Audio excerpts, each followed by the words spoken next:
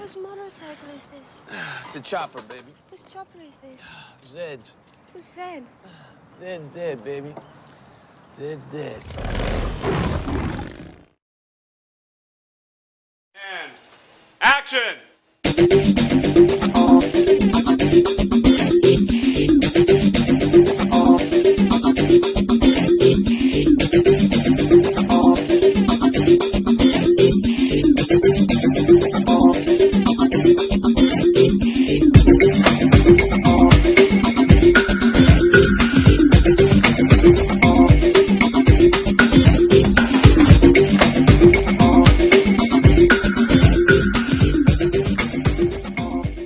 Disgust me. We're teens. Grow up. Hello, everybody. Happy anniversary as our 20th movie review podcast here on What's the Script. How are you this week, Chris? Are you all right, mate? Yes, I'm. No bad. I didn't mean looking.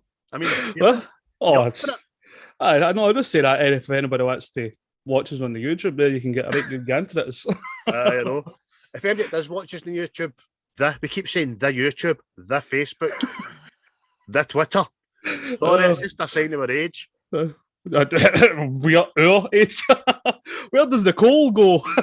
You're older than your years suggest, but you're an old head. What we're going to say? Yeah, we were going to do the whole white shirt and black tie thing this week because it is Pulp Fiction, but it is actually melting in Scotland, isn't it? Aye. I mean, I could maybe still get away with battering on a black tie, but it's not happening. Honestly, as I put on hot. Twitter yesterday, the wee gif of the guy for RoboCop.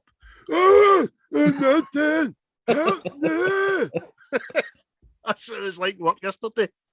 Oh.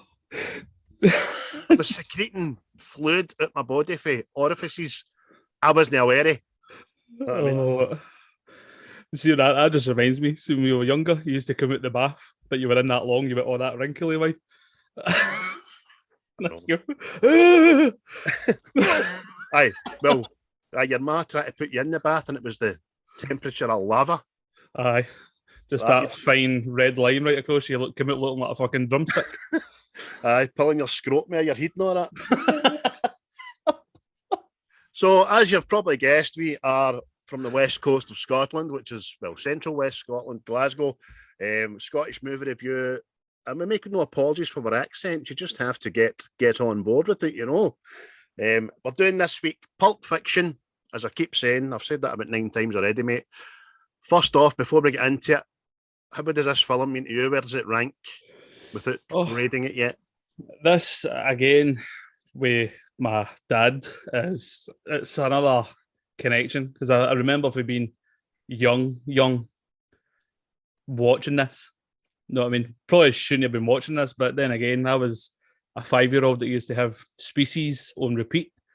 So, as what it is. But, well, I was saying to you last night, I've got the CD, but I remember back then him having the cassette.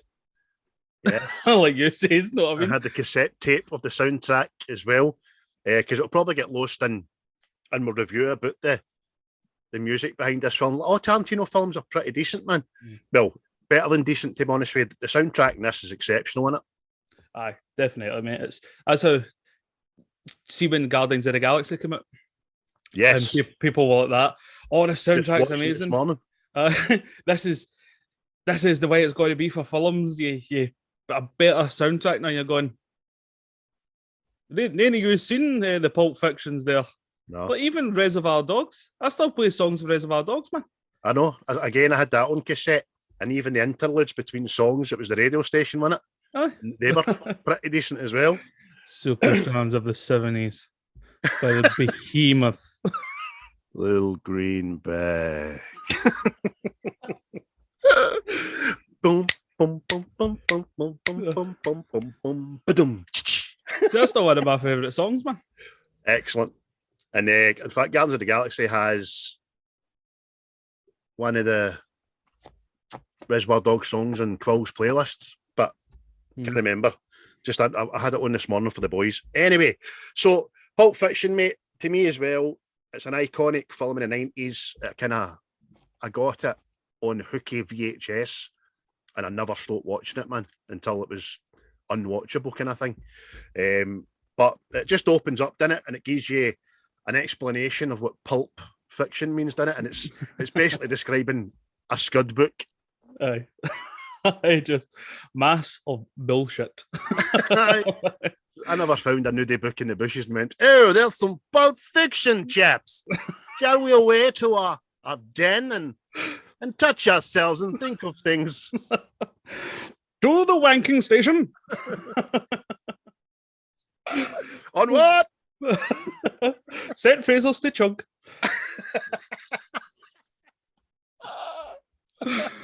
Imagine that getting shot with a chug gun. What's that your hand?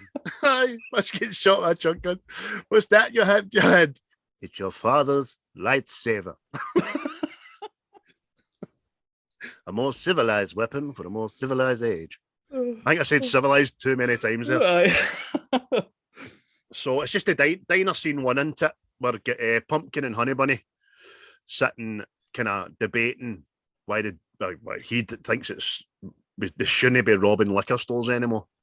Aye, it's either the risk to reward ratio into it, and he's just explaining to her.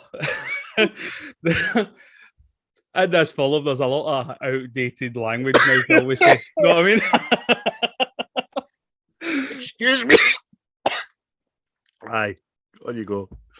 Said so many things that's inappropriate. Into just talking about like the old Jewish guy's store. You know what I mean? Aye. He's been there for nearly 70 years. He's going to shoot you. You know what I mean? He's going to die for this. Aye.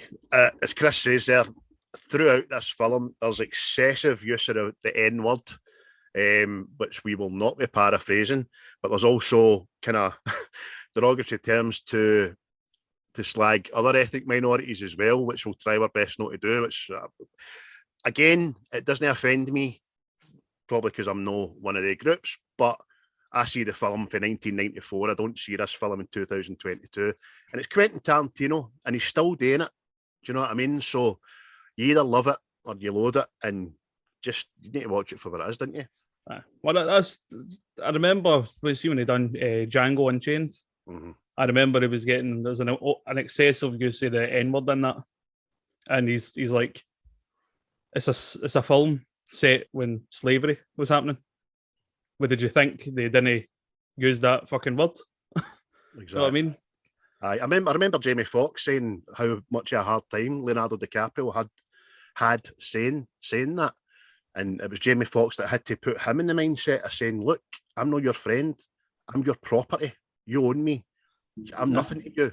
Do you know what I mean? And again, you're right, mate. It's a time period. And in 1994, the black community weren't shy in calling each other by that kind of reference as well. Aye. So we'll not highlight it anymore. Obviously, it wouldn't fly today, and rightly so, but it's just a film of its time, and you need to take these things and learn from them. You can't eradicate them. Do you know what I mean? But they're just talking about how it's like easier to rob banks and stuff. You'll have a security guard there. Nobody's caring about the money and stuff, and then that's when he kind of gets the idea. Aye. Nobody robs restaurants in it. Exactly. Because the last job that they'd done, Yolanda went round with a bag and took everybody's wallets off them. And she says, look at the restaurant chain. A lot of people had a wallets. It's just that pretty smart. And then she just gets off. Oh. Okay, let's do it right now. Here now. Let's do it. Go. And he just goes, oh, okay. All right. No worries. He gets up like a gentleman. Be cool, everybody. This is a robbery. And then she just goes fucking woomph. Any of you fucking pricks move, and I'll execute every motherfucking last one of you. Down.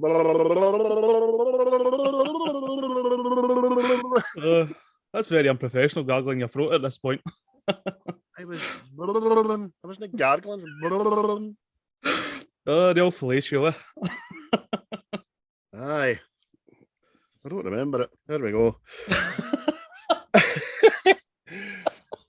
So it's the big intro, obviously. And as I was saying to you, that, I mean, you probably watched this 100 times. I've probably watched it 100 times. I picked up a couple of wee things. Even in the intro, I did not realise that Danny DeVito was one of the guest producers on this. No. Like I says, mate, it's Tarantino films, mate. I've watched them that many times because I'd say he's my favourite director because I don't think there's any film he has I can watch and watch again repeatedly. And then it's like there's things now that films are doing. It's like you'll go back and watch it and you'll spot something different. He was doing this way back in the 90s. You know what I mean? Aye. So I mean, Reservoir Dogs was 91, 92. I was at secondary school. I remember that coming out. I remember the furor surrounding it. I remember the, you know what I mean? The taboos just being crushed kind of thing. Aye. And then this the old torture scene. just made bloody sure of it. You know what I mean? Well, that was it. I remember watching an interview with Quentin, and he's like that in the 80s. It was all like Palme, PC and stuff, much like it is now. And that's not the films I wanted to make. No. So he's like that. I think it was Miramax, wasn't it, that brought Reservoir Dogs out? They weren't going to release it because of the whole Mr. Blonde torturing the cop scene. And he's like, well, this is the movie. So put it in. I've got another 10 studios there willing to just go, no worries. That's it. And so like Eric kind of set the tone for films after that. Exactly. I mean, like Quentin, I just don't understand why you would want to make a film and no try and give the most accurate portrayal of what you're trying to put into people's heads. I don't get it. I really don't. But he does it. And yes, we laugh and we chortle. And it's brilliant. Do you know what I mean? So keep doing what you're doing, Mr. T. So after the intro, mate, it's Jules and Vincent in the car, isn't it? Aye. Vince is just back in the country after coming back from Amsterdam. For what reason, I don't think we're actually told, do we? Well, no, but I just surmised that he's been kind of put out there to cool off. Aye. Because he's been getting police or something. I don't know. And as well, he's I don't know if it's now common knowledge now, but he is Mr. Blonde's brother in this Tarantino universe. What? Aye. Really? Aye. There was actually going to be a film with Vince and Mr. Blonde in it, set before Pulp Fiction, but they just scrapped the idea. I think it was because Michael Madsen. Aye, John Travolta and Madsen were too old to reprise younger selves. Oh, so there we go. See, I learn every day, man. Well done. That's the Trivia King right there. Hitting you with that, folks. Did you know about that? I didn't. But obviously, a lot of films are all about, yeah, I socially knew about that, you know, yeah. Got the uncut version there. Yeah, I've got video recordings of them in the toilet and shit, you know. See, I actually think as well, I can't remember right, but I think Michael Madsen was supposed to be in John Travolta's place. Right. But he turned it down to the Species, I think it was. Okay. So that's how you end up with John Travolta. Or it's Samuel Jackson, but I think he always had Samuel Jackson in mind. Aye. We spoke briefly last night via the means of WhatsApp, didn't we, after we watched it and noted it and stuff, and I just, because we're watching it a wee bit more in depthly, easy for me to say, just kind of, you really soak in how amazing Samuel L. Jackson is in this film, isn't he? Aye. Well, as I said to you last night, that's definitely his best work. Aye. It's flawless and natural, and dialogue's just tremendous, man. I mean, he's brilliant in all the Tarantino films he's in. Because like we were talking about with Django, he came out and defended Quentin. And he says, well, Quentin can be racist because in every one of his films, he makes me the smartest character. Yes, exactly. even old Steve, you old bastard. Exactly. Stephen, sorry. Aye.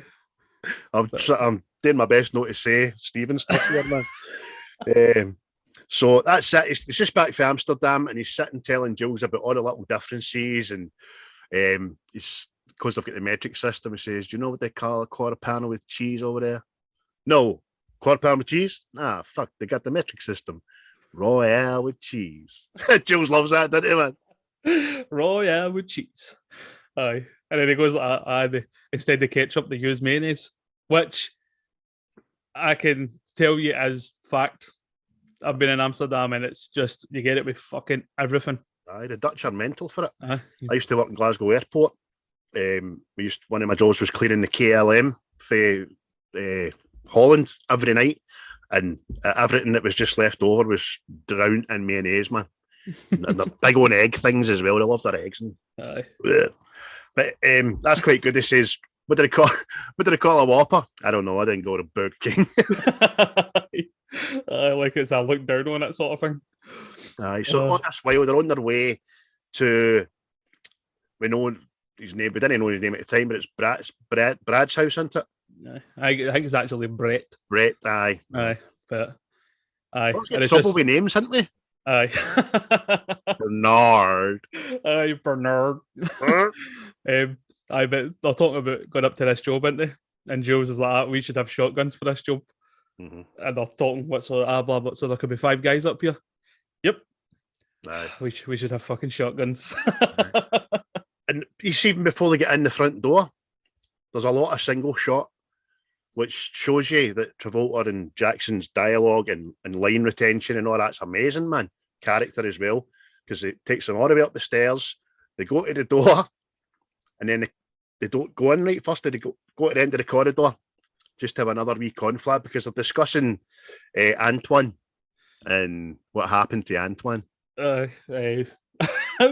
Wallace, who is their boss, Marcellus Wallace. Marcellus. Aye, Marcellus. And that's what I was going to ask you, that if this is like a thing.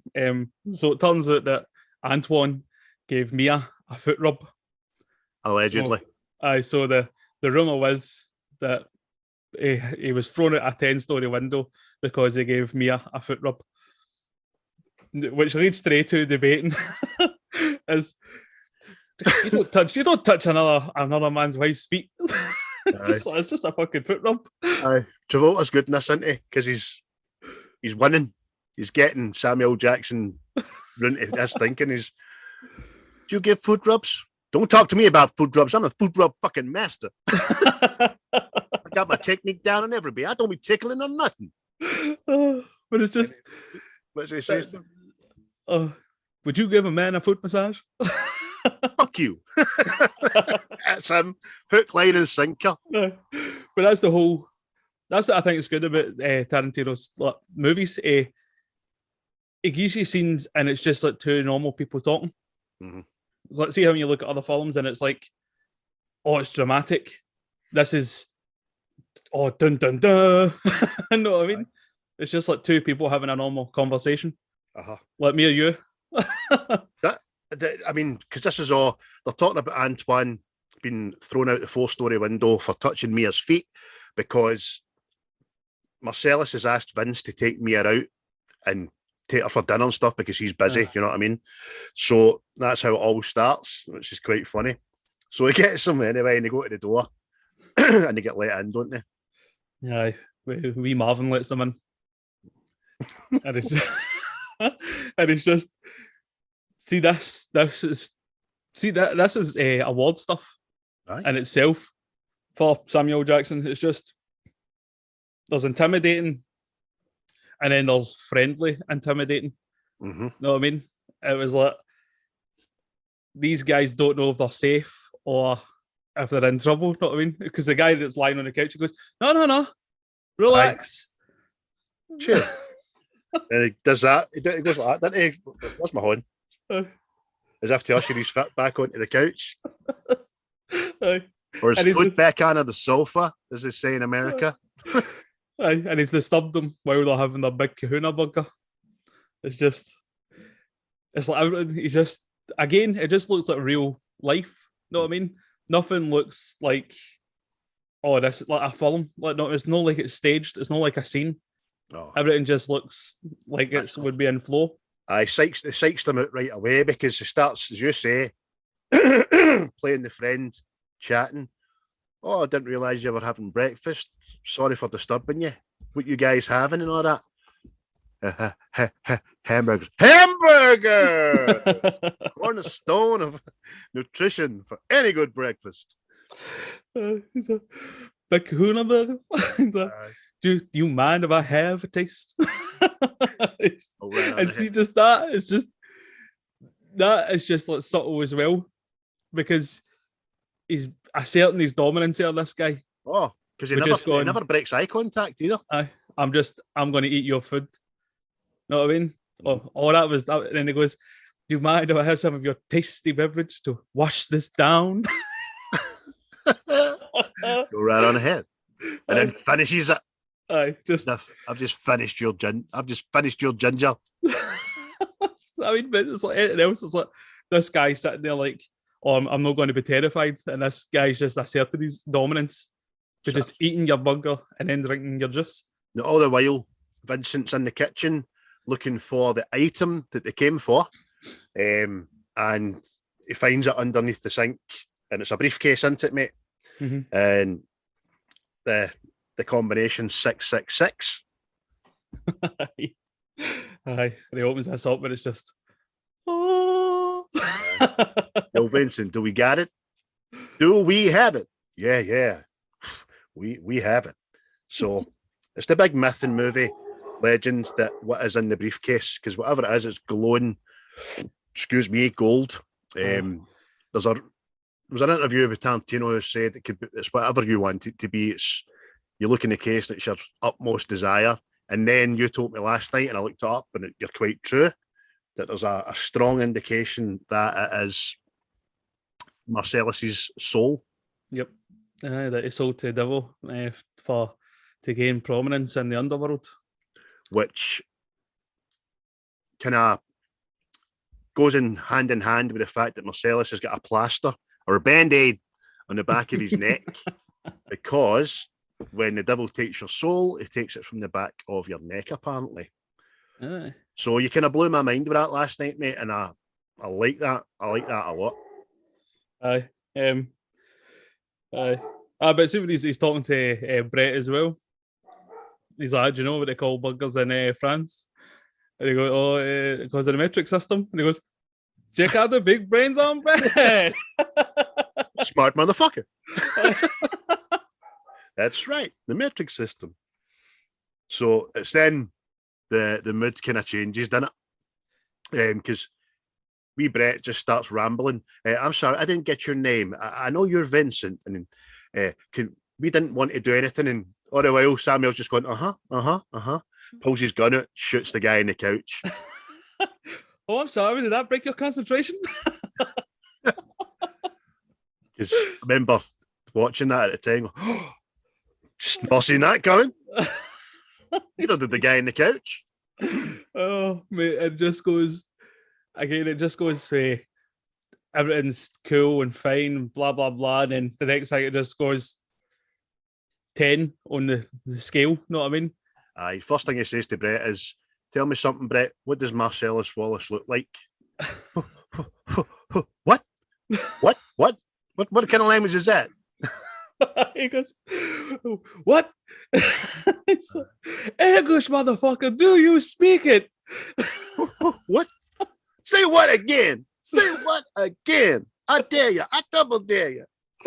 Oh, mate, it's fucking what I've seen, man. And he goes, what does Marcellus Wallace look like? He's black. Yeah. What else? He's big. Does he look like a bitch? What? I right to shoot that. Oh, mate, it's fucking.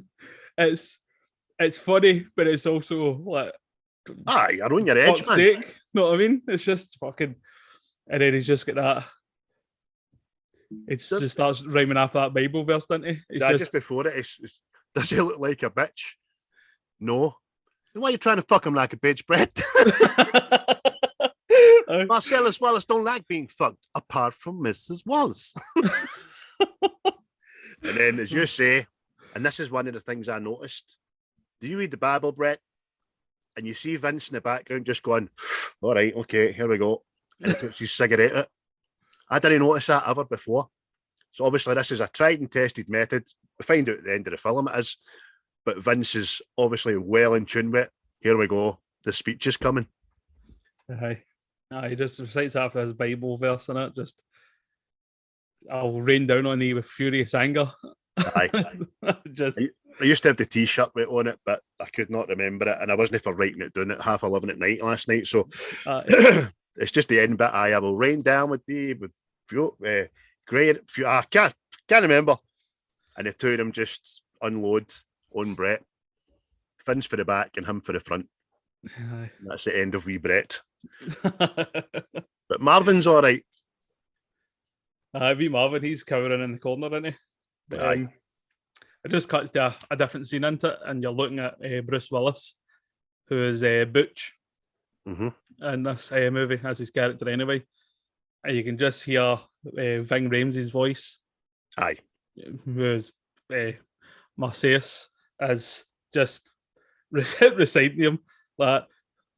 No, that's just pride fucking with you. Know what I mean? Bruce Willis is one of my favourite actors, right?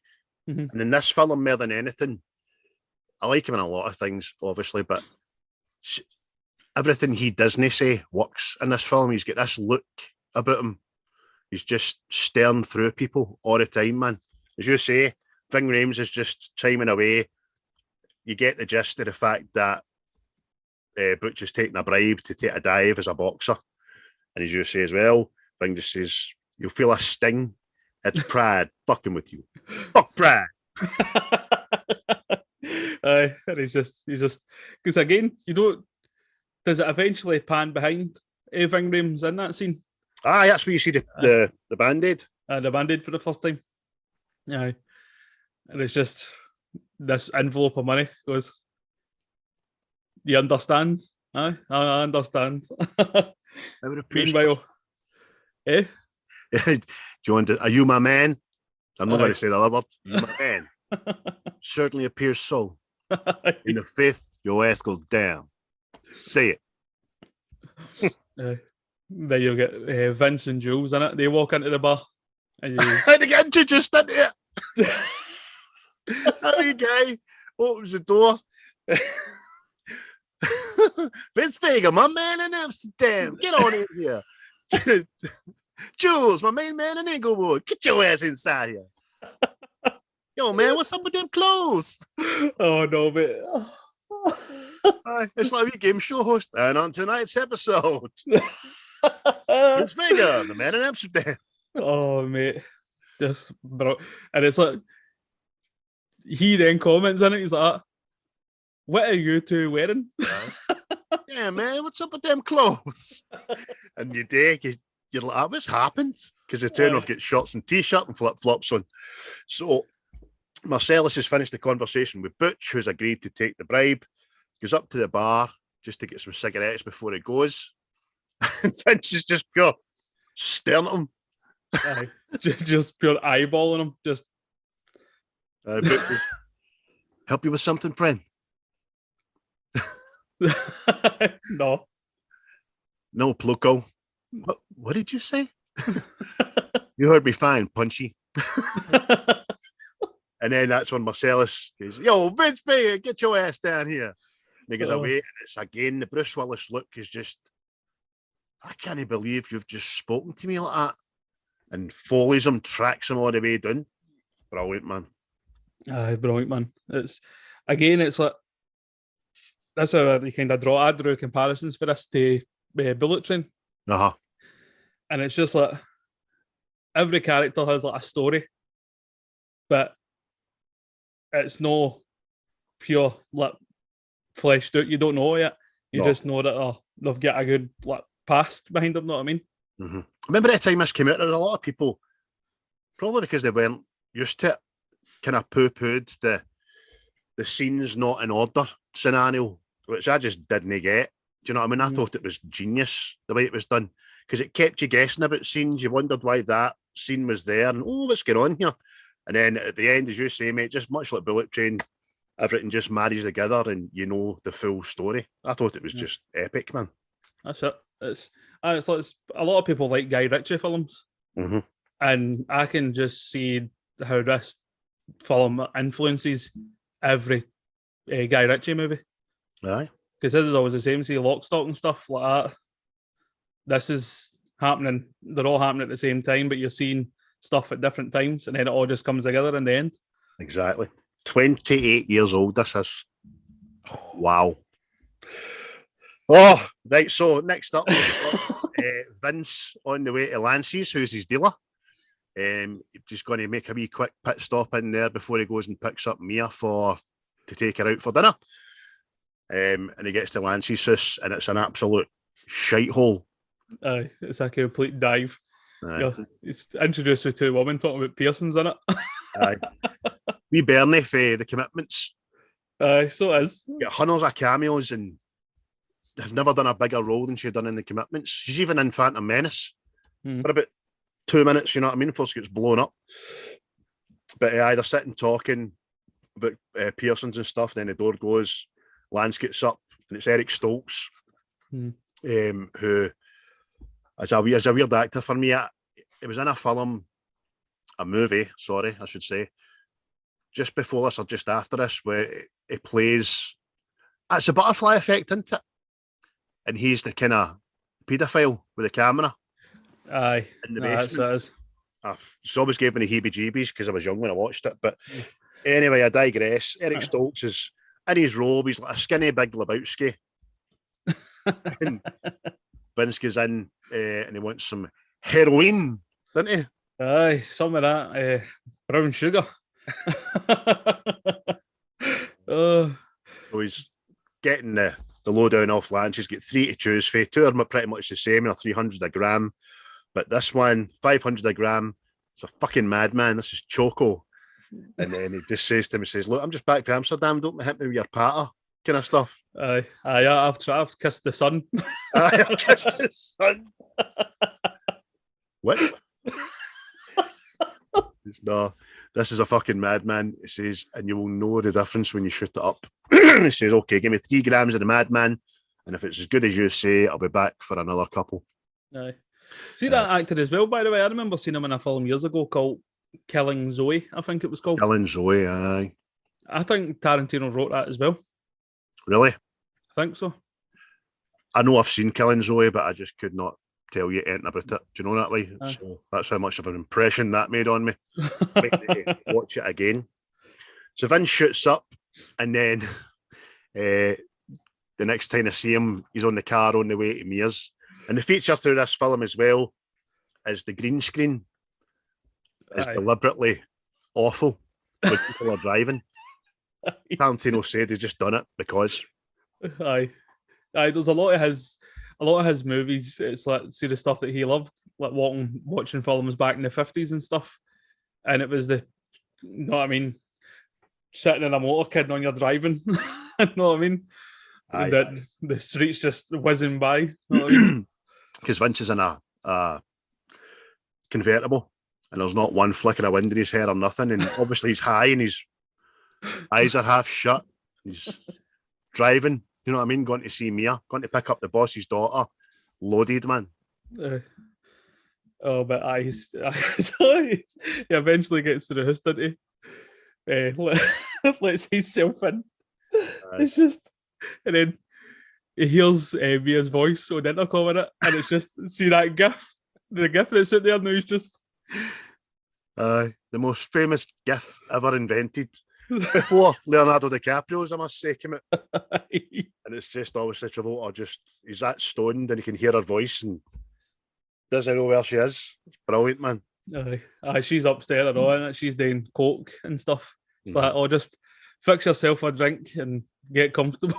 And he's like, I'll be down 2 shakes for lamb's tail.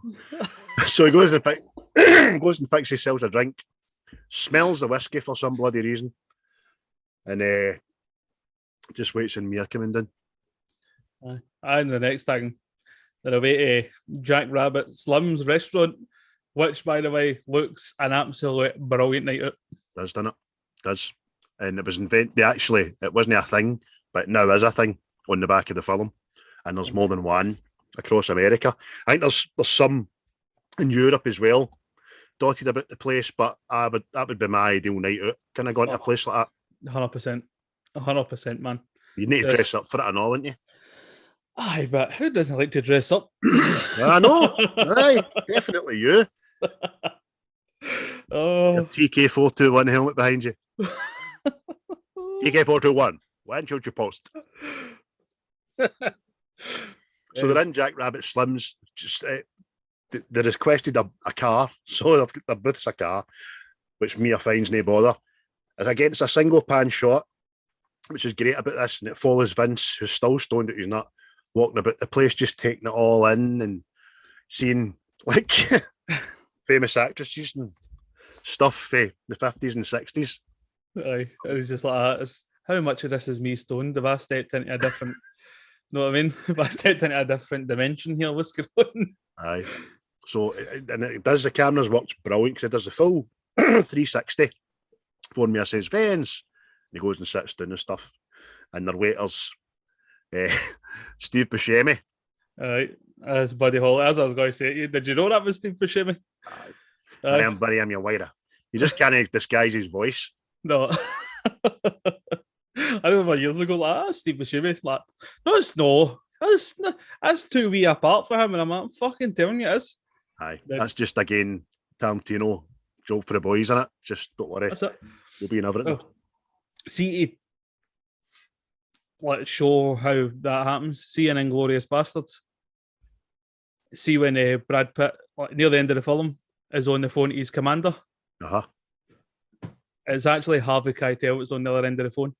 All right. And he's not even in the film at all.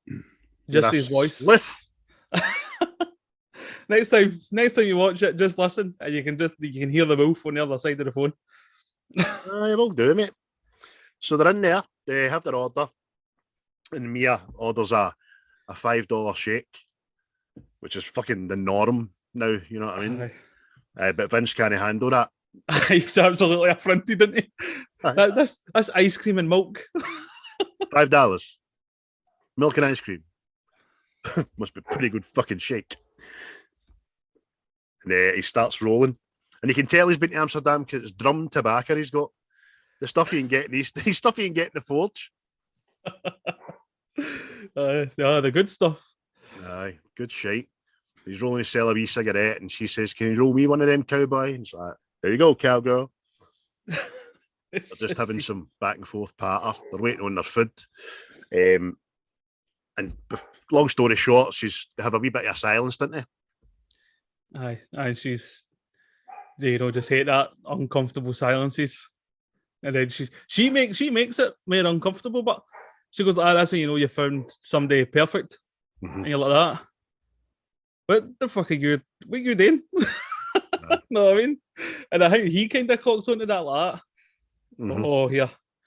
You're fucking dangerous, you. Aye.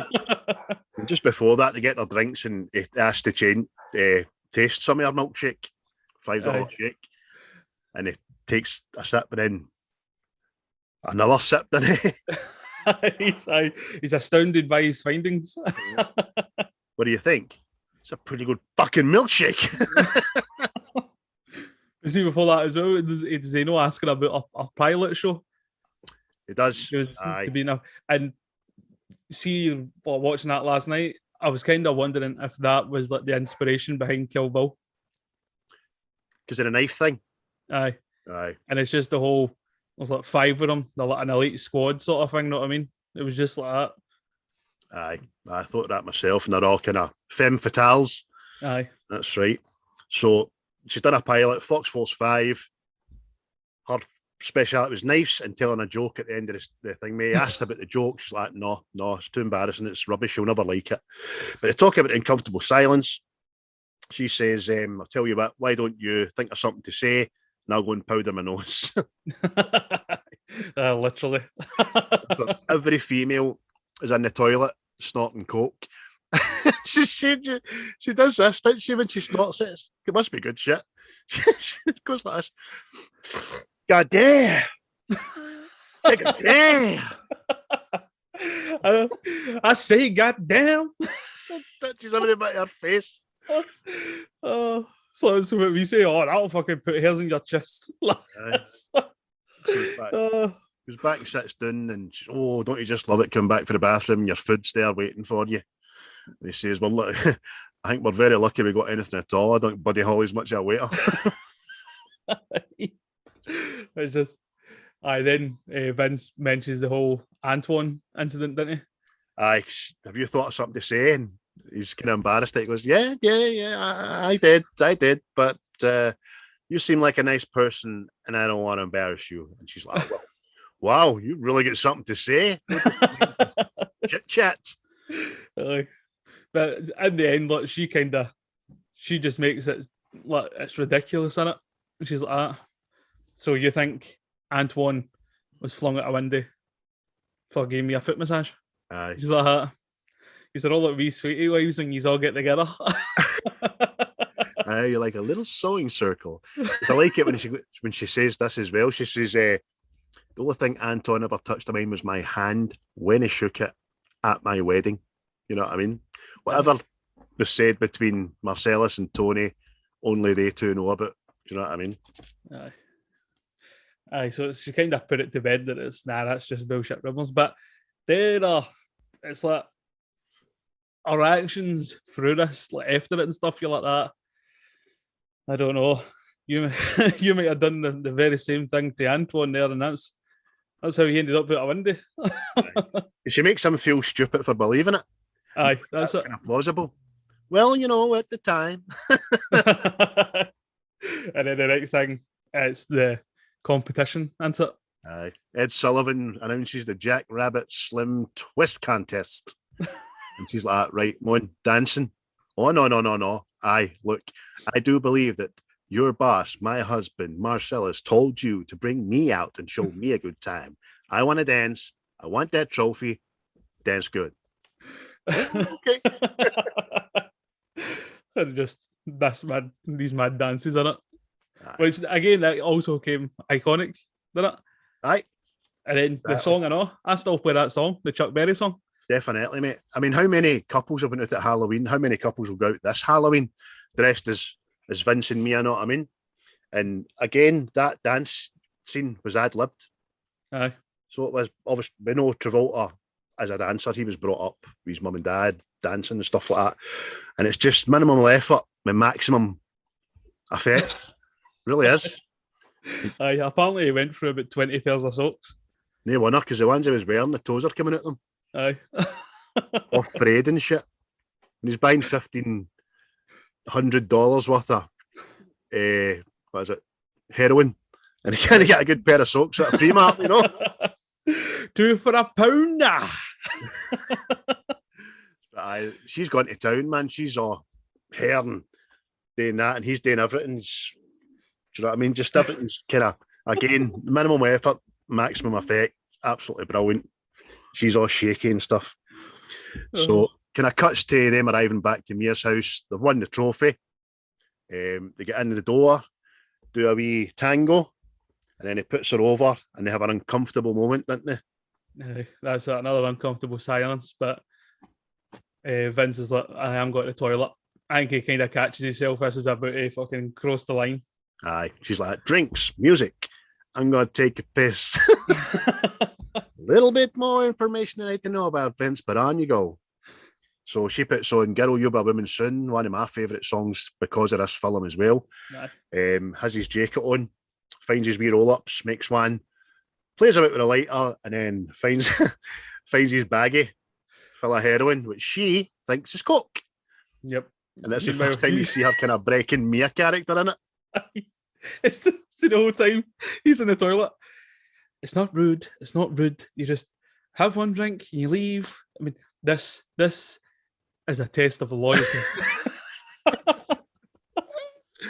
I think every guy's had that mirror conversation with herself. Maybe in different context, but we all do it. Especially when you're drinking, man. And he's like, Okay, you're just gonna have one drink. You're gonna go home. You're gonna jerk off, and that's all you're gonna do.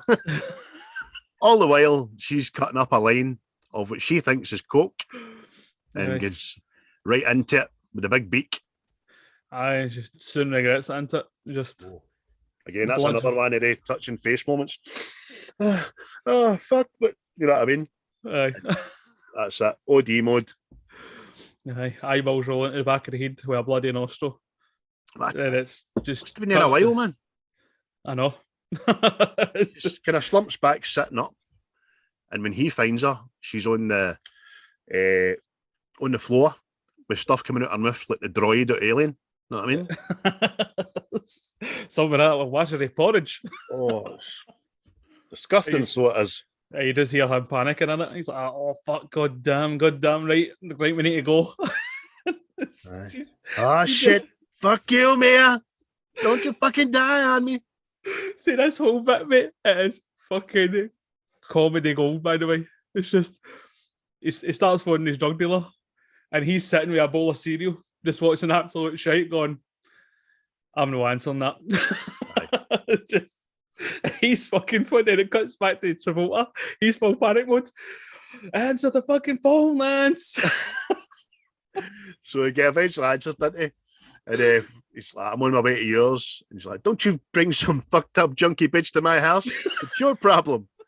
And he's like, "No, I'm on my way." And then he goes like that, doesn't he? "Wait a minute. Is this a cellular phone? I don't know you. Prank call." And then the next thing, fucking just the camera just follows him when he opens. He's blind on his door, and you just this motor just cuts across the garden. Boom! Fuck you! And he's like, "What the fuck's the matter with you?" And he's dragging like Mia out the motor like a dead body. I know, and then fucking drops her. Like, "You don't bring her into my house." Aye. Oh mate! You know who Marcellus Wallace is? Yeah, of course I know. Now, I will be forced to tell him that you did not help me. And see, if you look at the motor, it's crashed into like a column outside the house. I know. Oh, brick mate. wall bits, man. Aye, fucking mental. So they get her in. It's all turmoil. It's all Trudy, Lance's wife's been a fucking bitch, man. She's like, "Who's she?" Oh, so she's Odin. Get her the fuck out of here. And then in this hovel of a house where it looks like it's a storage unit, man, he's looking for a little black medical book. Oh, mate, see that bit? Oh, little black medical book. A what? A little black fucking medical book. Well, you're not going to find it in there as a shithole. See that bit? He's talking to John Travolta and all. He's like, "I've never had to get a shot before." "You've never had to get a shot before?" "Oh, then he's died before." He's like, "Go get the fucking shot." Because you're gonna have to bring it. Gonna have to bring it down in a stabbing mode. Well, I got to stab her 3 times. No, I got to stab her 3 times. Oh mate, it's like fucking everybody's pure panicking. Oh mate, it's fucking what a scene. And they start shouting at Trudy, "I'm gonna need a magic marker." "A what? Magic marker? Fucking bill pen." So he grabs the syringe off her hands, snatches the pen off of Trudy, and draws a wee dot on Mia's chest. Oh, and mate, see the size of the fucking needle. It's like a forearm. Oh, suspense in it as well, because he just draws back, man, and the countdown, and you get a close up at everybody's face, sweat beading off it. Trudy's like, loving it. 3, 2, 1, and the minute it hits her chest, she's right out, isn't she? He fucking screams and rolls about like she's possessed, and they all fucking freak. She pure recoils back onto the couch, and she's just looking at this syringe sticking out her tit. Say something. Something. I know, that was me, Trudy. That was fucking trippy. She's delighted, man. Oh, fucking hell, man. Before that, the next thing, it's just him and Mia obviously get back to Mia's house. Dead silence, man. Two of them just look fucked. Aye. The night went so well and all, did it? And it just went to complete shit. And it was just like, we should keep this a secret. And then she tells him that shit joke that she had for the show, wasn't it? Aye, exactly, man. So, what is it again about the 3 tomatoes? 3 tomatoes and the baby tomato. No, potato, potato. No, tomato. I thought it was. Oh, so it is. I think the punchline, mate. Tomato salad doesn't have the same ring yet, you know what I mean? Aye, but who doesn't take ketchup with their chips? Okay. You're not getting out of that. So mum, dad, mummy tomato, daddy tomato, and little baby tomato are walking down the street. Little baby tomato's kind of falling back. Daddy tomato's getting all angry and goes back, squishes him and says, ketchup. And he just goes, haha. So she goes away, they part ways, they just turns around and blows her a kiss. And that's that. And then the next scene is a little boy, sometime in the 70s or 60s, the 70s, I think, watching the telly. Christopher Walken, man. Mate, this is amazing. Genuinely amazing. So it's young Butch, isn't it? It's young Butch watching the television. And we very quickly learn that somebody's came to the house to speak to him because his daddy was killed in Nam. So it's the guy that spent 7 years with him in a POW camp. It's Christopher Walken, whose name I can't remember. Hello, little man. I can't do Christopher Walken, man. I'll need to practice that shit. He just wants to sit down and tell him the story about his gold watch, didn't he, man? Oh yeah, he's just your great grandfather. He had this for the first war. It's just this watch. It goes for his great granda to his granda, who all had it through wars. His granda was going to die, so he gave the watch to this Japanese guy. Gave it to his dad. Then his dad took it in him, and he's like, he wasn't going to surrender this watch, not to anybody. Be damned! Birthright. It was your birthright. So you think there's no reason not to think that his dad was shot, killed? Do you know what I mean? But no, he had it up his ass for 5 years, and then dies of dysentery.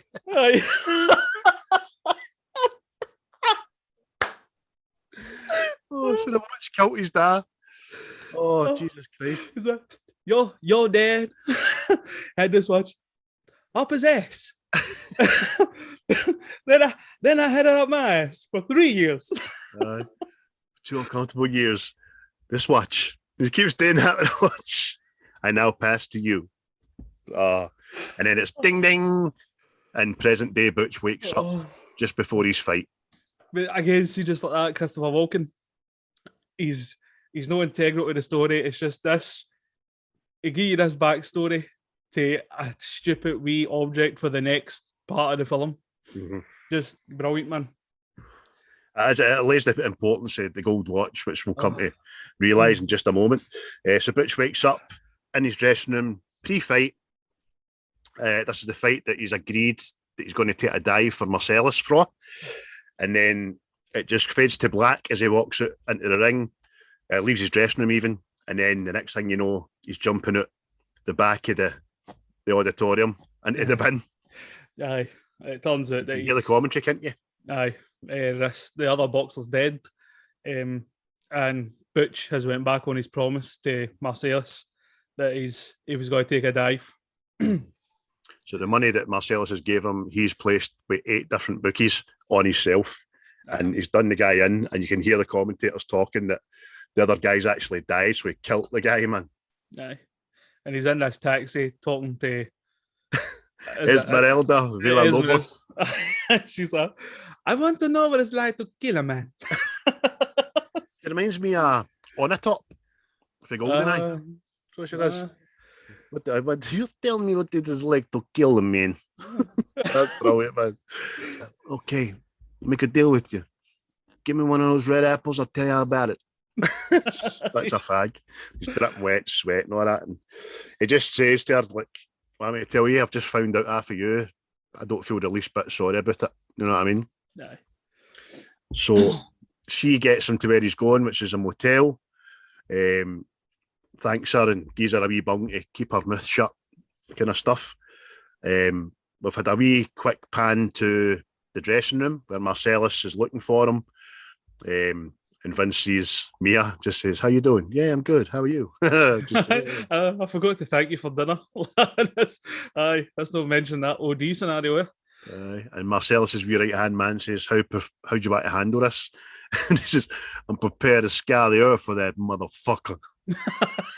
Butch goes to Indochina. "I want a guy in a bowl of rice ready to pop a cap in his ass." Oh man, see for Ving Rhames and all, but Ving Rhames doesn't get enough, like, a lot of screen time with it, and he just does. You can believe that he is this big fucking kingpin. Know what I mean? He plays a top part, man. He really does. You're right. Actually, is like kingpin. Really is. Because everybody knows who he is, and obviously runs the city, man. And they're all fear of him. You know what I mean? So, Butch is back at the motel where he meets his girlfriend, which is Fabienne, the wee French girl. A bit of back and forth about fucking pot bellies and shit. And it's showing you one side of Butch in it, how it's all lovey-dovey and he can be this nice, caring person, blah blah blah. What a temper, but then she was like, "Will you give me oral pleasure?" He says, "Will you kiss it?" Yes, mate. You first. It's fucking, oh, what one? Oh, but it's like the next. He's in the shower. Oh, mate, No, retard. Don't call me retard. My name is Fabian. Fabian. Shut up. Oh, fuck, man. Aye. But then they thought about how they're going to run away together, isn't it? What country they're going to go to. Mm-hmm. And he passes out on the bed. So passes out in the bed to her brushing her teeth and then wakes up to the sound of her brushing her teeth and the sound of the television as well, which is a kind of war thing notice on. And again, this is something that I kind of didn't really notice before. When he's looking at the war scenario on the television, her reflections in it, and he can see her kind of getting shot, and it freaks him the fuck out. Man doesn't like it. Turn his shit off. You know what I mean? Yep. And then he goes to get himself ready, doesn't he? And then it's just, this is where you see the twist. Yes. In his personalities, because he can't find this ass watch. Shitty wee watch. And he just fucking totally flips, did it? He's not as lovey-dovey guy anymore. It's to this fighter in the ring, practically, isn't it? Aye. And then he talks himself down. It's not your fault. I should have got the watch. I didn't highlight the importance. I'll need to go back and get it. And she's like, "Oh no, he's got to go back to the house." Well, no doubt the bad guys will be waiting for him. But gives her money, says, "Go and get your breakfast." He's all calm and stuff. And then the next thing he's in her wee shitty Skoda or whatever it is, wee shitty motor.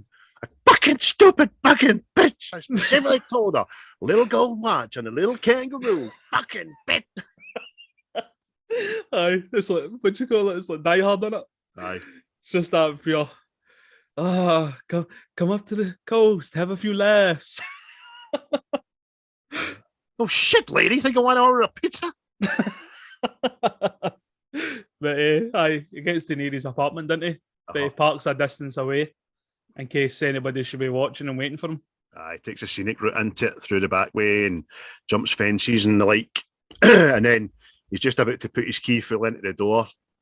And you wonder what's going through his head. Is there somebody else side of this with a shotgun, or is it going to explode? And he just goes, "Fuck it," and opens the door and gets in. And he's like, "Oof." Starts walking about. Nothing's out of place, isn't it? No. Then he gets fucking a wee bit ballsy and puts some Pop-Tarts on. Aye. Finds his watch and goes, "Oh, I'm going to have a wee bit of breakfast." Puts the Pop-Tarts in. And then that's, we can't see it because whatever he's looking at is like behind the camera. So you don't know if it's like somebody standing there or whatever. Then the next time the camera pans out, and there's this big Uzi with a silencer on it, isn't it? The fucking silencer's bigger than the Uzi, man. And he's like, some dirty bastards in here to shoot me. Aye, it just turns right round and looks at the bathroom, doesn't he? And then he can hear the flush going. Aye. So the next thing, he picks up the gun and he's waiting for whoever comes out of this toilet. And it's our Vince. Mm-hmm. It's just, and you see him when he just opens the door, he's like, oh, you know what I mean? Don't say anything. They don't make any moves. And then the Pop-Tarts come out the toaster. Aye. And it's kind of it's like reverting back to that scene when they're at the bar. Mm-hmm. Vinny's just staring at him, and he's like, all right. I know, fucked you. Aye. Blows him away, then looks at him in the bathroom, all shot to pieces with his wee book, right through the shower screen. And then he decides to go, puts a gun down, wipes it off, and then he's quite chuffed with himself, isn't he? And his wee car, he's singing, "Looking flowers on the wall, they don't bother me at all." Smoking cigarettes and watching Captain Kangaroo. He just pulls up to a red light, mate. That's it. He's still at a red light, just like you says, and he's in wee world, tapping on the dashboard and all this, tapping on the wheel. And then the next thing, we've got our man there. Big names.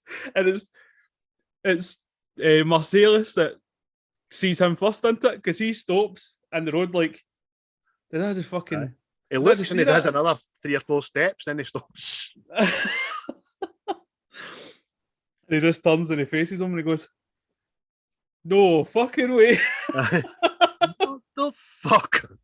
And then that's when I kind of...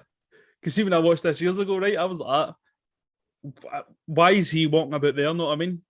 And it wasn't until I looked at this again and he had 2 cups on top of the donuts, which means he was in the house with Vince.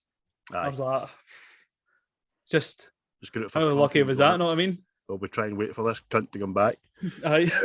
which is brilliant. So Bruce Willis just puts a foot down, runs him over, and then because he's ran a red light, another car comes out of nowhere and takes him out, and there's a black spot because the 2 of them have been knocked out, isn't there? Aye. The first time you hear a woman talking to Marcellus, aye, I'm a witness. That guy was drunk off his ass. Just he's like, who? Him. And it cuts to Butch. He's got his nose burst open and all that. He's got ice, and there's 2 people helping him. It cuts back to Marcellus, and he's like, motherfucker! Whips out this big fucking gun in it. He just bang. But unfortunately, his legs aren't working. Aye. So other places like what do you call it? Is it Wurzel Gummidge, man? Shoots and hits one of the innocent bystanders, and Butch tries to run away. He's got a goose leg as well, man, and the chase ensues. Mate, it's just, see that? I know it's just it's funny, but you can tell it's like kind of serious at all because the 2 of them are concussed and can't run. You know what I mean? Because he's trying to shoot him and he's falling there and shooting. Know what I mean? Butch ducks into the kind of Army Navy store, doesn't he? It's like a kind of pawn shop in it, and it's just waits on fucking Marcellus coming in, starts punching hell at him. Feel that sting, big boy? That's pride fucking with you. And he's like, he's about to shoot him, isn't he? So like, somebody's about to get their head blown off, and then you hear this shotgun. Aye. And it's the guy behind the desk going, no, you'll all be fighting in my shop, mate. Nobody kills nobody in my store, man. And then he says, come over to the counter, and knocks Butch out.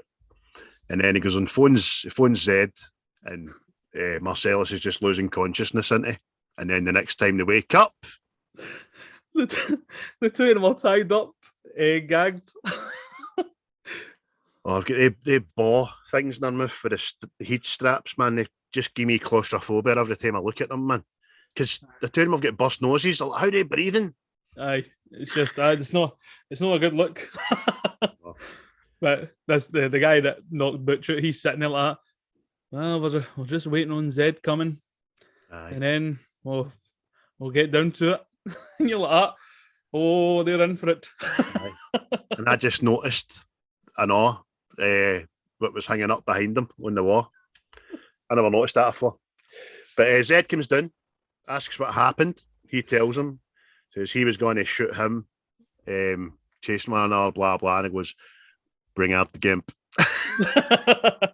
but the gimp's sleeping. We'll wake him up. And it's just this sort of still camera. You're looking at Butch and you're looking at Mercedes and they're two like that. Oh, fuck. And you just hear him messing about in this room with a box, isn't it? You can see him, the kind of blurred vision of him getting into another room and opening a box. You're like, what is this gimp thing? And he pulls it, obviously, but we all know is the gimp now. And it's a guy, it's head to toe in PVC, leather, chains, whatever it is, and can't even see his face. He's got the mask on and all that. And he brings him out and ties him to the kind of rafters. And then he says to Zed, which one are we going to do first? I remember the first time I heard that, and I just thought to myself, no, they're not going to, surely. No. Mate, this is it. It's just the way he picks him and it goes, eeny, meeny, miny, mo, and you're like, this is quite sadistic, this. You know what I mean? Because do you know what's sadistic about it as well? The first time he does it, he obviously doesn't like who he's picked first because it extends it. Do you know what I mean? It's catch a tiger by the toe, and then he starts another wee bit on the end of it. Oh, and you're like, you bet. Oh, fuck. but it's the first time I seen this in my innocent, naive mind, I was like, oh, they're going to go in there and they're going to beat them up. They're maybe going to start cutting bits off them and all that. So the next thing, well, Mercedes wins or loses, whatever way you want to look at it. Why you loses, mate? Prize. He gets dragged into a room and the gimp gets told to watch Butch. Aye. So the next thing, the door shuts and Just it's hear, just... before too long, you can just hear the noises and the gimp's laughing like fucking. He's like, because he's got his mouth zipped shut on it. Just yeah, boy, yeah. Shut up. You're like, oh no, man. That's when Again, still, I'm oblivious the first time I seen this. I was just hoping it wasn't what I thought. You know what I mean? Aye. So, long story short, Butch comes out his ties. Because the gimp's got a big mask on, he can't shout. He just knocks the gimp out and hangs him because he's attached to that. So, knocks him out and he hangs himself. And Butch is about to go out the door and escape, where he just has the attacker kind of male morals just sinks right in, doesn't it? Aye. He's like, nah. Even if he is an enemy, he's like, I can't leave him to be subjected to this. No man deserves that. Aye. I was going to blow his head off half an hour ago, but that shit's not going down, man. On my watch. So it's like the first thing, he grabs a claw hammer and he goes, oh, that'll do. And then, sees a baseball bat. And he goes, oh, then the chainsaw. And then that's when he sees this big samurai. And he's like, oh, that's the tool for me. So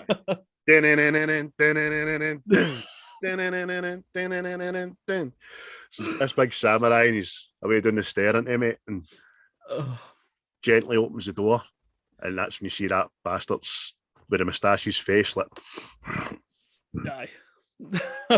trying to get his shot and all that. That's it. Zed's horsing into Marcellus. He's raping Marcellus. Two of them are mad rapists. When you say it that way. So it's actually quite shocking scene the first time you see it, but well, this is what I mean. We were watching that's what always stick in my head. My dad stayed in Doncaster at the time. Right. And we were doing watching this. So it was me, my dad, and my younger brother, right? And my younger brother went like that was he, didn't him? And I was like, this will be fucking good. And there's old Dave like that. Oh, I'll tell you when you're older, son. I can imagine you turning around and going like, yes, father, do explain to my brother what's happening in this scene. Yes. Are you for a bit of bumming, sir? What he's actually doing is about to do a poo, and he didn't want him doing it on the floor, and he pushed it back in. Anyway, we'll skip right over that. So, Moustache Beard, the guy turns around, Butch just slashes him right down the abdomen, doesn't he, man? Then walks past him without even looking at him, and does the stab right in his gut, man. Like pure classic martial arts samurai stuff for the 70s, man. Aye. Zed's up against the wall, but there's a gun on some sort of table on it, and he's like, you want that gun, don't you? Go, reach for it. Yeah, boy. That's it. Step aside, Butch. I did it thing of Marseilles, didn't he? He just blows the cock off him with a shotgun. It cocks and decocks, aye. Right in the coccyx there. Blows the cock off him.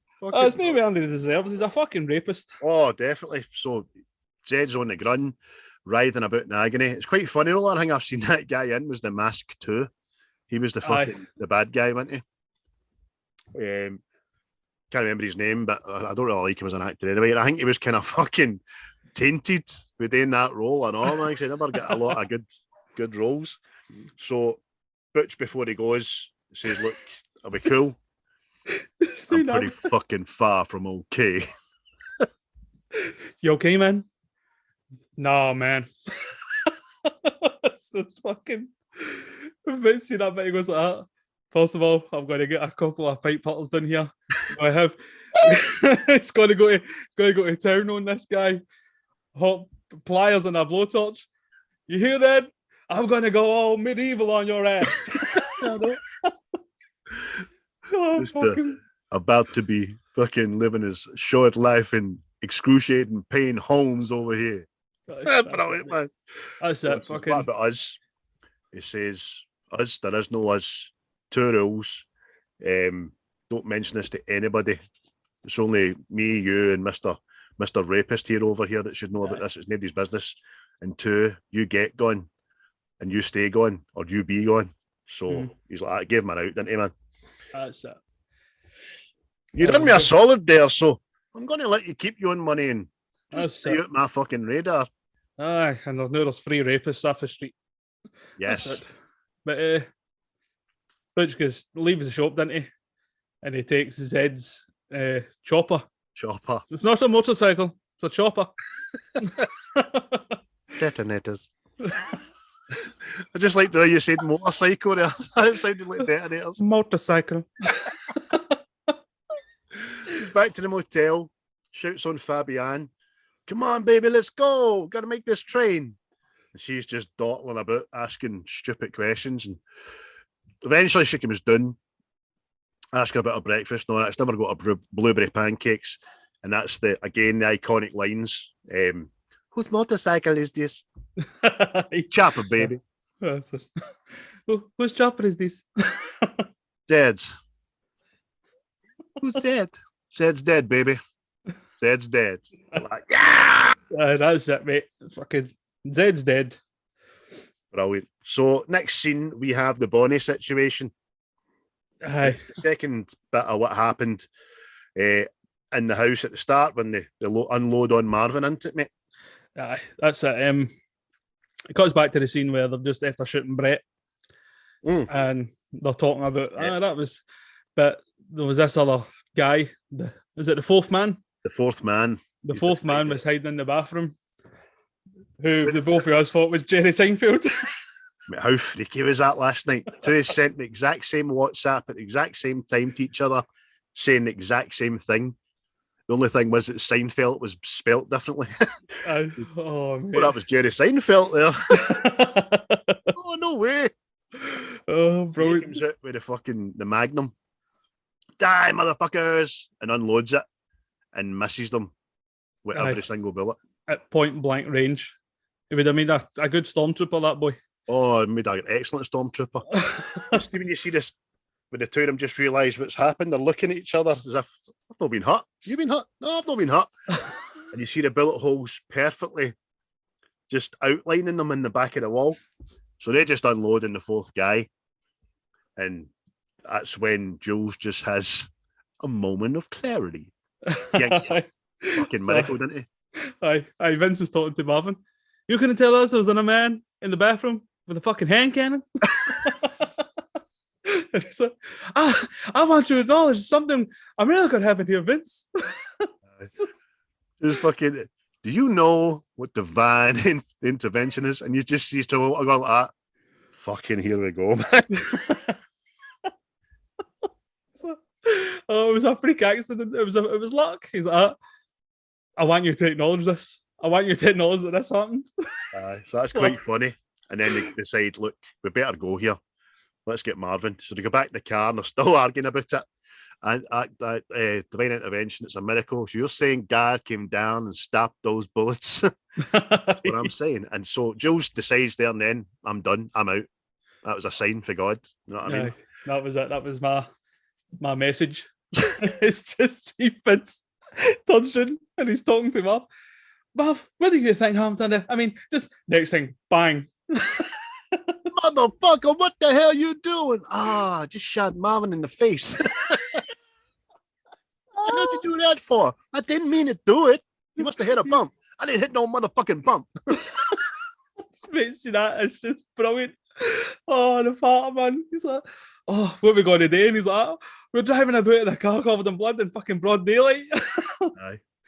Oh, it's amazing, man. So he says, we've got to get this car off the road. He phones Jimmy, who is played by Quentin Tarantino, our wonderful director.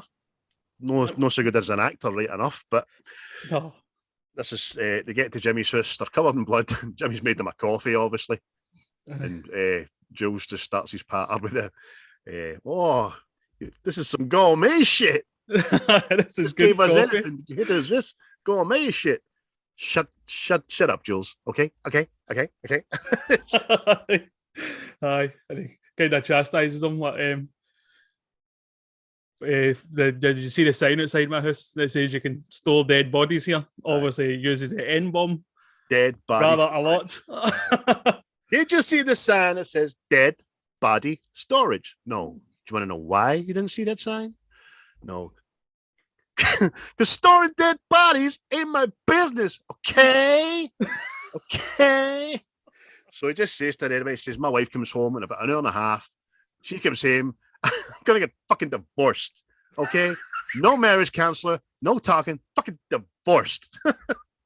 Fucking pure loves his wife. This is the message out there again, said to everybody. People are more scared of their wife coming home, finding out that they've been up to something bad, than getting caught with the fucking police. Amen.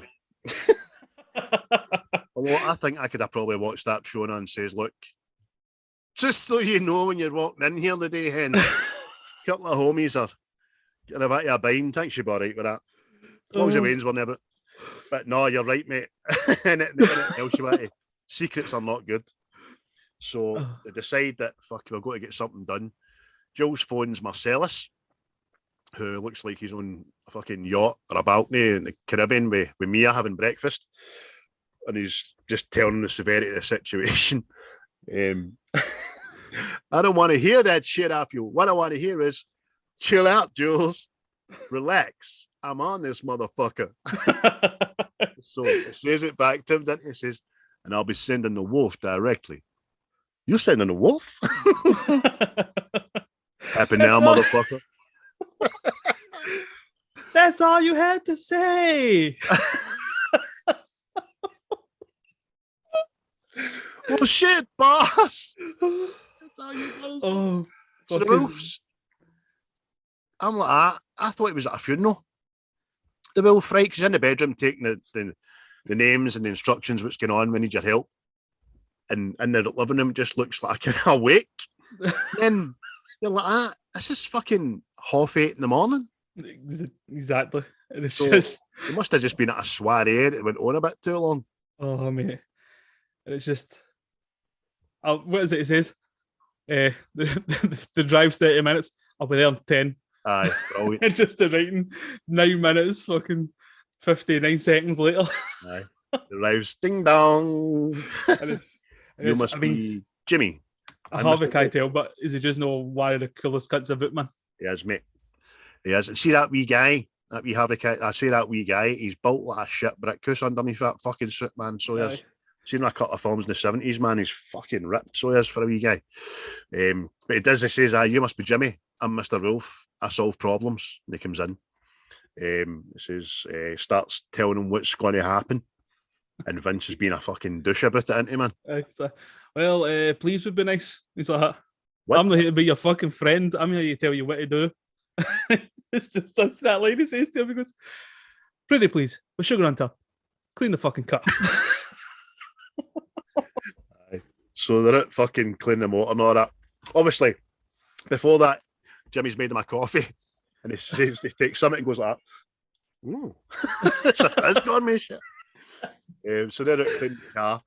And it's a good to be back and forward between Wolf and Jimmy in the bedroom, where he's telling him about he needs all the blankets and the sheets. Jimmy's worried because they're wedding presents. He goes, was your uncle fucking whatever, Uncle Ivan and Aunt Dorothy millionaires? No. Your Uncle Marcellus is.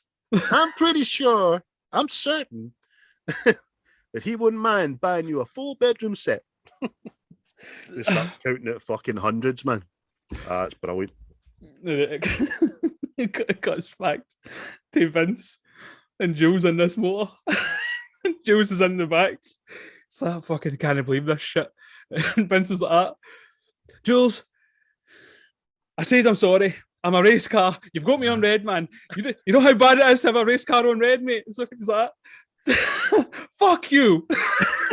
It's just brilliant, man. Heck, why the fuck am I in here? You should buy motherfucking brain detail. We're swapping. They've cleaned the motor. They've made a right good job of it. Will's happy. He says, well, we'll get one thing left. What we're going to do is clean yours two up. So take him out in the garden. Says, strip down to your pee-pee, you know what I mean? Yeah. Put all your clothes in this bag. He says, don't worry, the bag's going with us. And then it says, get him the soap. And it's, what did it, I'm pretty sure you guys have been to juvie. You know the drill. Here we go. Or is his bits of brain and skull after him, man? Just, and then cuts to the next scene. That's when you see them. Well, we did see them in the bar with these stupid t-shirts and that on. Mm-hmm. And Jimmy and that are sitting laughing at them. He's like, oh, they look like a couple of dorks. And he's like, what? Your clothes, motherfucker. You look like, what do I look like, Jimmy? Dorks. You look like a couple of dorks. Yeah, laugh it up, motherfucker. They're your clothes. But again, next scene, they've drove the motor to Big Joe's Monster Junkyard or something like that. Aye. And the car and the body are wee Marvin. They're gone. Aye. You know what I mean? Seen no more. The evidence is away. They're in the clear. They've just got their wee brown bags with their personal belongings in them. And they look like a couple of dorks. So Winston, who's Mr. Will's first name, offers them a lift. The two of them are going totally opposite ways. He goes, I see something in your future. A cab ride. So he fucking zooms away in his fucking Ferrari or Porsche, I can't remember what it is. And Vince says, do you want to have some breakfast for me? I could go some breakfast. And that's when we go full circle and we're at diner, the same diner we started with, and it's the exact same moment, more or less, isn't it? But the two of them are having their breakfast, mate, and they're still discussing the miracle, aren't they? That's it. Jules is still saying he's retiring. And Vince is having this debate with him. And he's like, so you've decided to become a bum? Oh, no, I'm just going to walk the earth. No, like Kane on the TV. Just before that, Annoy says to Jules, hey, man, you want some bacon? Nah, man. Why not? I just don't dig on no swine, that's all. I consider it a filthy animal. So, would you call a dog a filthy animal? Wouldn't say motherfucker's filthy, definitely dirty. Dog's got personality, goes a long way. Would you eat a dog? Oh, mate, it's kind of, I just sewed up stuff in it. It's just like Jules's whole arc in this. He's now at the other end to become somebody else. He wants to atone for his for the rest of his life. So Vince decides, I'm going to go take a shit. To be continued. I say that I know sometimes, going to take a shit. I don't know why Americans, it's quite funny, the language. Why are you going, where are you going to go and take a shit from? You know what I mean? Why are you going to take a shit? Are you going to the shit shop to take a shit? I don't get it. Whereas we go and we have a shit. You know what I mean? Yeah. And that's this week's Nod to America. But when Vince goes to the toilet, this is obviously the Tim Roth and his missus. They've decided to rob the diner, and it's the same diner. Everybody be cool. And this is a big faux pas in this film because she gets the lines mixed up. Any of you fucking pricks move, and I'll execute every motherfucking last one of you. But this time she says, any of you pricks move, and I'll fucking execute the fucking lot of yous, or something like that. Yeah. So she fucks that up, which is, you can just imagine Tarantino getting told about that and going, I fucking leave it in. You know what I mean? We're getting fucking monkeys. So they start going around into it, taking everybody's wallets, putting them in this big rubbish bag, and that's when Tim Roth, his character, notices Jules in it. Yep. Comes in and takes his wallet and he goes, "What's in the briefcase?" "Nothing. Can't get you the briefcase." "Well, you're going to need to open it." So he just ends up pointing a gun at him and he's forced to open it, isn't he? He says, "Is that what I think it is?" "Yes, it is." And then he just fucking grabs him, pulls him down and puts a gun to his face. we pumpkins. Honey Bunny, she's gone mental. So he's got a gun to his face. He's explaining to him, normally both your asses would be grass, man. He says, but I've had some pretty weird shit happen to me today and I don't want to kill you. Can I hang into? Aye, that's it. He says that verse to him, doesn't he? That Bible verse, and he says, I started saying that to people because I just thought it'd be something cool you say to people before I blow them away, but now I've been thinking about it. Mm-hmm. And he's like that. I am the wrath of evil people, mm-hmm. but I'm trying to be the shepherd. But I'm trying, Ringo. I'm trying. That's how so he's saying to him, I do this for a living. I kill people. Mm-hmm. I'm giving you a chance to fuck off.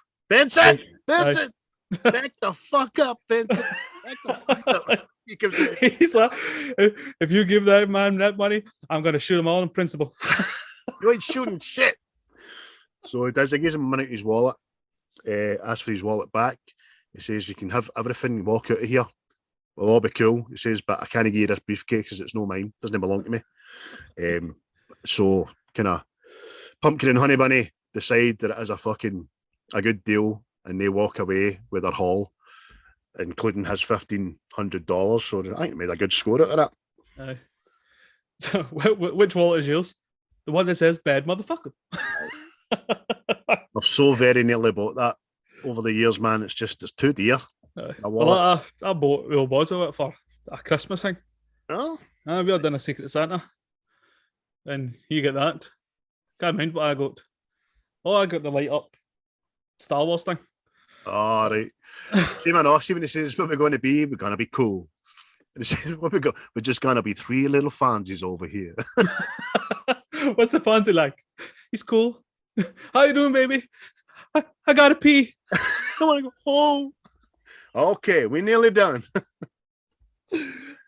Obviously, the two robbers leave, don't they? They leave with their money. And Vince says to Jules, I think we better get the fuck out of here. I think you're right. And they walk out the diner, and that's it. It's finished. And that's 2 hours, and nearly 2.5 hours that film was, which I didn't realise again until last night when we kind of watched it in noting fucking mode. So absolutely brilliant.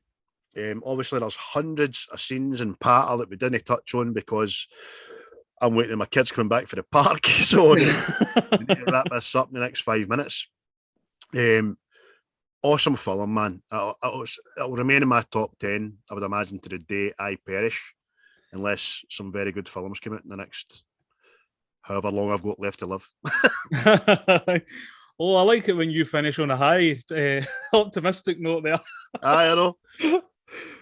Sorry, I was just thinking about death there. I know.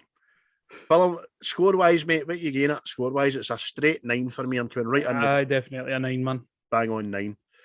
It's up there, as I say. I can't remember. I think I gave Batman a 9-2 or something to Batman this year. I thought it was fucking brilliant. And Elvis, I know, I was just a wee bit over it, but aye, so good, man. It's one of the films, if I ever happen upon it in the television, it will never be turned off, man. Aye. That's it. Soundtrack, acting, story, everything. There's even a wee bit of mystique to it because that thing about the briefcase, that's what just people have leaned towards, know what I mean? Mm-hmm. It's never actually been that's everything, know what I mean? And it's like kind of started like the Tarantino verse, if you know what I mean. Aye, So it was part of a world. definitely. So it was like, I like what you told us there about Mr. Blonde. Do you know what I mean? That was groovy. And also, I found out this week a theory about the Marcellus doing a deal with the devil, which I fucking think's brilliant as well. And it all ties in. I mean, there's other shit out there, but nothing substantiated, and you never really see anything coming out of Tarantino Smith, apart from what I said years ago when he says, just in bed. I think it was just deflecting the question. Look, it's anything you want it to be. Just, it's your heart's desires in that case. You know what I mean? Everybody's different, which was a good answer, actually, to shut somebody up. But aye, straight 9, mate. Thoroughly enjoyed it. Glad to have watched it again last night. And next week is my pick. And I've ordered my prop for it as well off Amazon. We're going to be doing next week. We're going to be doing Gladiator. oh, 2000. Eventually getting round to it. Before we started this, guys, I said that was going to be done pretty quickly because it's one of my all-time favourite films. But we just went off on other tangents and stuff. So, aye, Russell Crowe, 22 years ago, looking the shit. Spaniard. Happy with that? Definitely, mate. No watched it in a while. It'll be tremendous. Will be tremendous. Considering the rumour is that there's a Gladiator 2 coming, but No. I don't mind remakes and follow-ups to a certain extent, but there's just some that unless it's going to be biblically epic, you just shouldn't fucking mess with it. Maverick kind of changed my mind, obviously, with a follow-up kind of thing, but I don't know how they're going to follow up this, mate, to be honest with you. Yeah, I've just been a money grabber. Aye, we'll talk about it more next week, but this film just stands the test of time. It really does. Absolutely brilliant. So I'm away to try and make myself something to eat. What you doing for the rest of the day? You going to go and see Nope?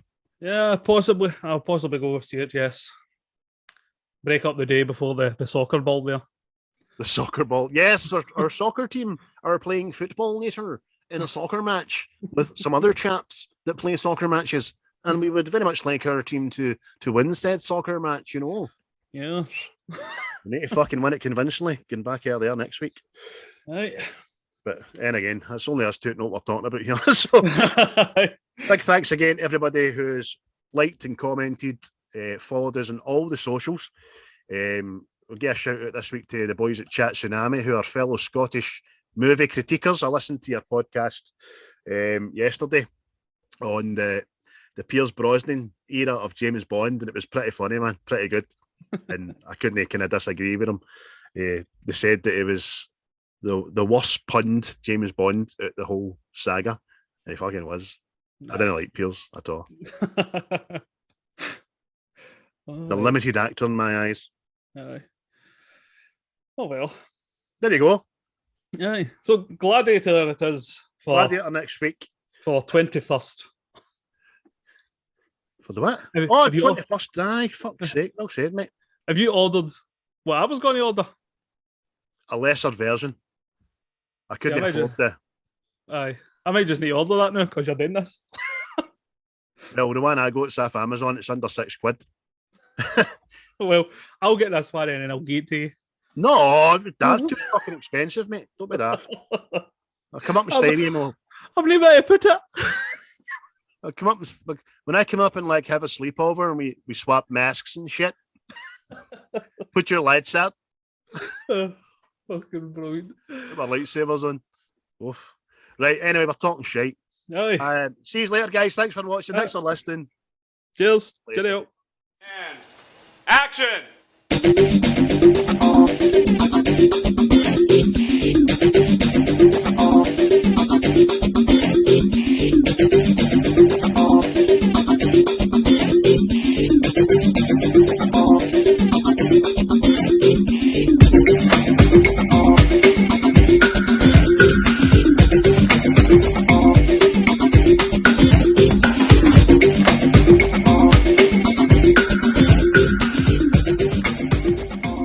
You disgust me.